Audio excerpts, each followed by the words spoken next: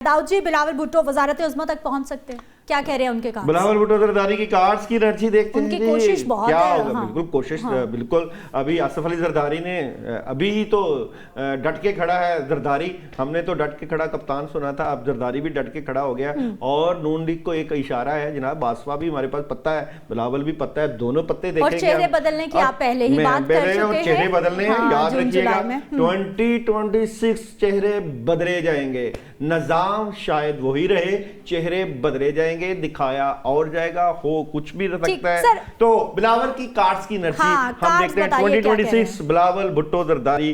क्या देखिए जी, बिलावल की मुझे इतनी एनर्जी नजर नहीं आती यहाँ तो पे। कोई डाउन सा कार्ड निकल आया ये। देखिए तो मैं बात आप देखिए, जैसे अवाम वैसे हुक्मरान। अगर आप समझते हैं कि बिलावल हमारा हुक्मरान बनता है तो मैं इसके बारे में कुछ नहीं कह सकता। एनर्जी नहीं मानना चाहती, और ये क्यों नहीं मानना चाहती, इस कार्ड्स की सेकंड कार्ड की एनर्जी देखें, उसको अभी और सफर करना है। सफर एक होता है सफर बर्दाश्त करना, एक सफर आपको सफर का आगाज और करना, और चीजें बेहतर करनी है।